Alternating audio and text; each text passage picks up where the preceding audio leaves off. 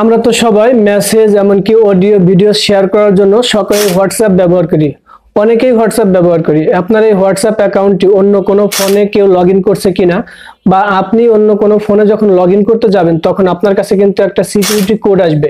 এই কোডটা না দেওয়া পর্যন্ত আপনি অন্য কোনো ফোনে আপনার এই হোয়াটসঅ্যাপ অ্যাকাউন্টটাকে লগইন করতে পারবেন না। কি সেই সেটিংস চলুন দেখিয়ে দিই, তার আগে ভিডিওটি শেয়ার করে অন্যকে দেখার সুযোগ করে দিবেন। এজন্য আমরা চলে আসবো হোয়াটসঅ্যাপে। হোয়াটসঅ্যাপে আসার পরে উপরের দিকে থ্রি ডটে ট্যাপ করে দিব, ট্যাপ করে দিয়ে সেটিংসে ট্যাপ করে দিব।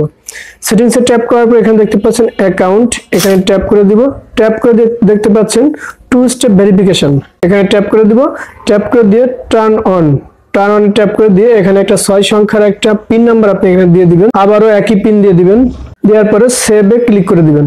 ওখানে দেখতে পাচ্ছেন add email in case you forget your PIN, two step verification is on. আপনি যখন আপনার পিনটা ভুলে যাবেন এখানে একটা ইমেল সেট করে রাখলে আপনার ওই ইমেইলে কোড যাবে, কোড দিয়ে আপনি পরবর্তীতে আপনার হোয়াটসঅ্যাপ অ্যাকাউন্টটাকে আপনি লগ ইন করতে পারবেন।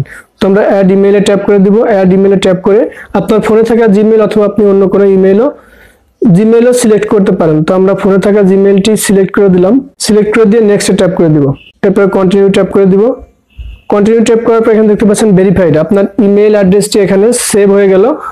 এখন থেকে আপনি অন্য কোনো ফোনে আপনার অ্যাকাউন্টে আপনি অথবা অন্য কেউ যদি লগ ইন করার চেষ্টা করে সাথে সাথে আপনার এই জিমেইলে একটা নোটিফিকেশন আসবে। সেক্ষেত্রে আপনি বুঝতে পারবেন যে আপনি অথবা নাকি অন্য কেউ আপনার হোয়াটসঅ্যাপ অ্যাকাউন্টে লগ ইন করার চেষ্টা করছে।